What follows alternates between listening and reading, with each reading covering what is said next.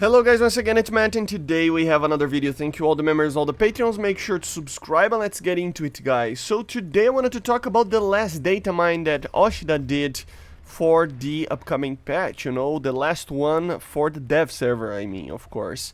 There were many little things that are very interesting and some things that I just missed on the proper dev server, so I wanted to just talk a little bit about it, right? We're going to do in the new way that I'm doing these data mine videos, just showing the main things that I think are the interesting ones, while we see some very interesting gameplay, or hopefully it's very interesting, with the M60A3, which is one of my favorite tanks right now, while I'm grinding the US Tech Tree, right? So let's get going. The first one, there's two things over here.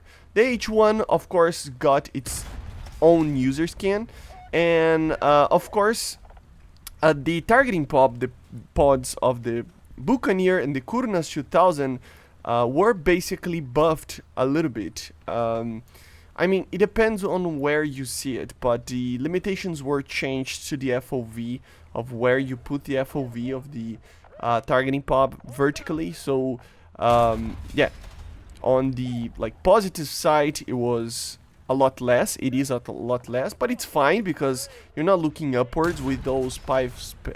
It's the pipe spake, right? No, pikes. I don't know the name of the thing, but whatever. The Kurnas 2001 and the Buccaneers 2B1. They were severely kind of weird looking upwards to 85 degrees, and now it's 15, but downwards you can look even backwards, so it really does help a lot with targeting targets when you are passing over them, so that's pretty good, right? The second change was 35 radars got the try detect LPRF and MPRF modes. Or not mode, right? I think this is have to do with the new automated mode. So if you don't know, Gaijin actually added an automated mode of the radar just trying to detect what type of PRF or pulse repetition frequency is best to continue to just lock the target or detect the target, you know. So yeah, this probably has to do with that. The next one is pretty interesting as well.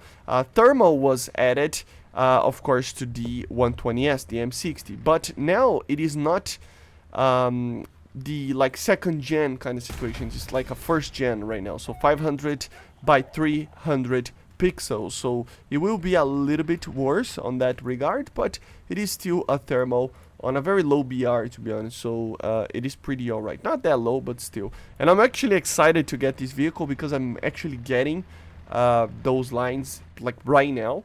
So I'm actually excited to have a mini M1A1, right? Which is basically the M60 120S. Of course, the Alpha Jet E got the DEFA instead of the Mauser. I showed that on the dev server, but it's good to reiterate that the two of them use different guns. So yeah, the French one, the E, will have the DEFAs. The German one, the A, will have the BK-27, the Mauser cannon, okay?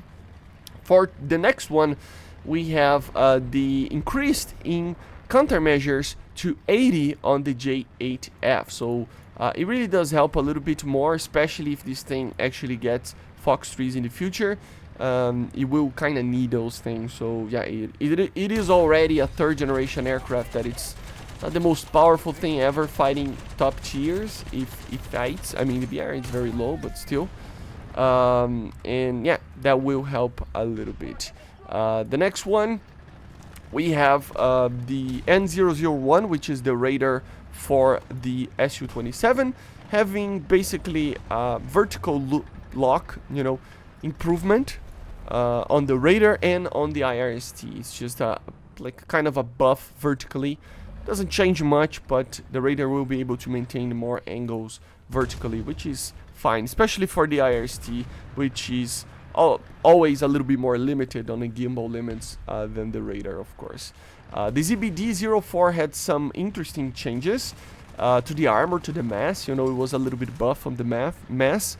The zoom was a little bit buffed on the camera, and also in the commander, it got thermals as well, so that's pretty interesting, and NVDs for the driver. So yeah, not only will have thermals for the gunner, if I'm not mistaken, but also for the commander. I think he does have 40 gunners. Probably does, right? So yeah, it just helps the ZBD-04, the new BMP-3 for China.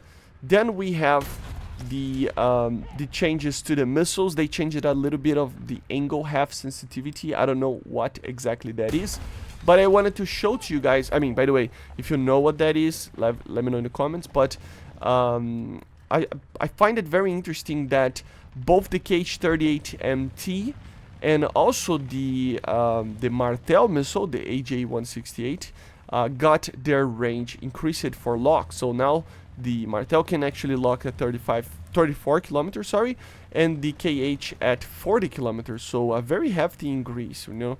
And the laser version of the KH-38 also got a little bit of a buff, I think, on the laser seeker there, a little bit more gimbal limit and stuff for you to be a little bit more competitive, locking targets from further away and odd angles as well. So pretty interesting, nothing too crazy, but pretty interesting, right? Then of course we have the Alpha Jets receiving a new BR for simulator battles and RB. So now it will be an 8.7 in RB, 9.0 in SP, which is also pretty nice. It's where they deserve to be. And then we go for the interesting one, in my opinion. The AIM-9P actually has just a text name or something like that. I don't know exactly. It is in the unused kind of things on Zabi's, you know, file. But apparently there is an AIM-9P-4 that might come. And what is the AIM-9P-4? Well, the AIM-9P-4 is actually an AIM-9P that has an AIM-9L seeker, or this technology of the AIM-9L. So we might see a buff on some aircraft with the usage of the AIM-9P-4, right? It would be similar to something like the R-60M, just the same missile with an improved seeker. That would mean that it turns into an all-aspect missile, right? So hopefully that's the case. There are some aircraft that could deserve it, especially around 11.0, where you find R-60Ms for the Soviet nations and Soviet aircraft. So it would be very, very cool to see, you know, something like that. We have some other changes to pods as well.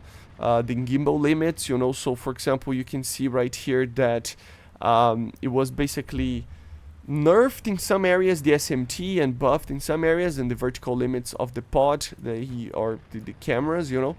The Su-25 also, I mean, it got a very, very hefty increase on its gimbal limits of the TV pod, a very, very big one actually.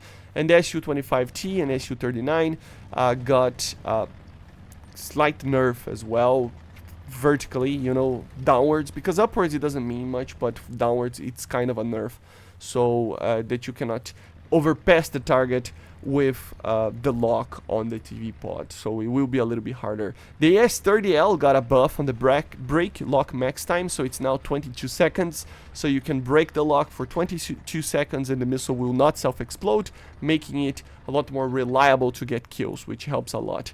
And then of course the last one that I wanted to talk about, the ZBD-04 receiving a 9.7 BR, an increase in the BR, okay guys?